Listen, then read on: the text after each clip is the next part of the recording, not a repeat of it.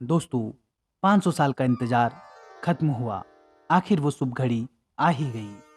15 जनवरी से न सिर्फ अयोध्या बल्कि पूरे देश में राम नाम का उत्सव मनाया जाएगा। लेकिन क्या आप राम नाम का अर्थ और उनके अवतार लेने के पीछे की कहानी क्या है वो जानते हैं? नहीं ना?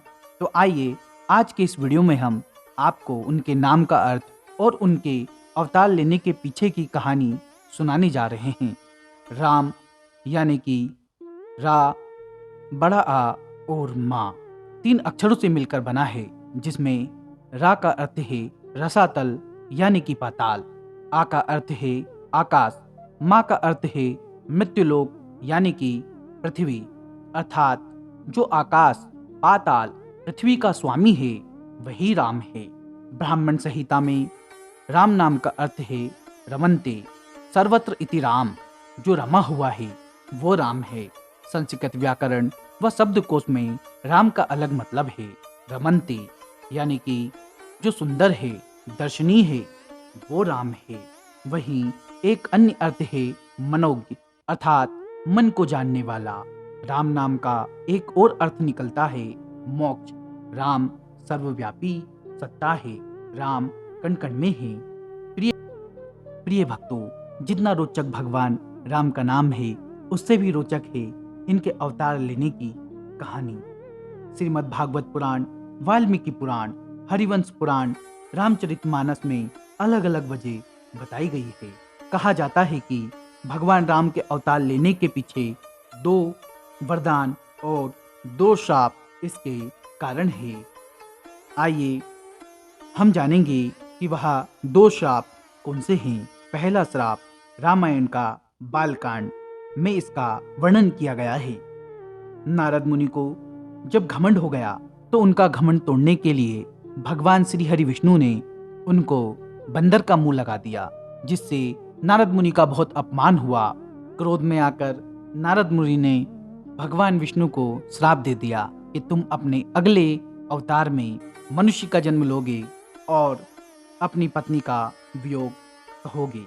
वहीं दूसरा शाप श्रीमद् भागवत पुराण के अनुसार जब सनकादिक मुनि ऋषि भगवान विष्णु से मिलने आए तो मिलकर वह जब वापस जा रहे थे तो उनके 2 द्वारपाल थे, जय विजय। उन्होंने सनकादिक मुनि का बहुत ही उपहास किया, जिससे क्रोध में आकर सनकादिक मुनि ने श्राप दे दिया।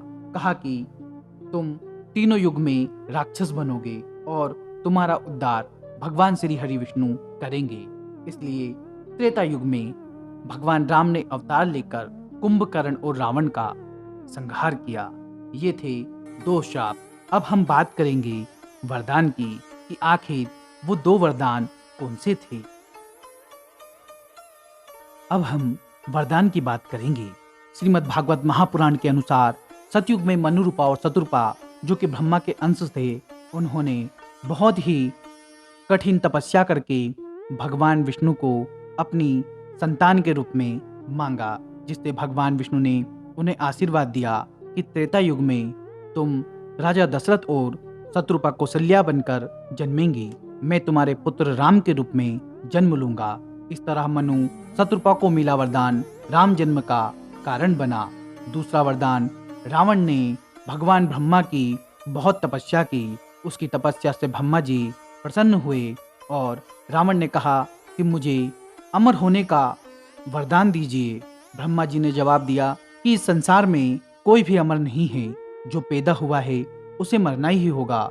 हाँ, तुम अपने मरने की परिस्थितियां खुद तय कर सकते हो।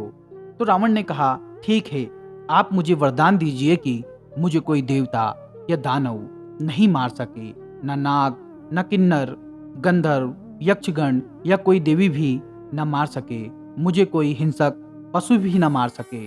ब्रह्मा जी ने उसे यह वरदान दे दिया। रावण ने मनुष्य और वानर ये 2 छोड़ दिए, क्योंकि उसे लगा कि जब कोई नहीं मार सकता तो नर और वानर ये दोनों कैसे उसे मार पाएंगे। रावण को ब्रह्मा का दिया यह वरदान भी कारण था कि भगवान विष्णु को मानव रूप में राम का अवतार लेना पड़ा, क्योंकि रावण को कोई साधारण मानव ही मार सकता था। इस तरह हमने जाना कि भगवान राम के अवतार लेने के पीछे की कहानी 2 शाप और 2 वरदान थे। यही भगवान राम के अवतार का मुख्य कारण बने। आशा करता हूँ आपको यह वीडियो पसंद आया होगा। यदि आप भगवान श्री राम के अनन्य भक्त हैं तो हमारे वीडियो को लाइक, कमेंट बॉक्स में जय श्री राम और वीडियो को शेयर करना ना भूलें। यदि मुझसे कुछ त्रुटि हुई है तो मुझे क्षमा करें। जय जय श्री राम।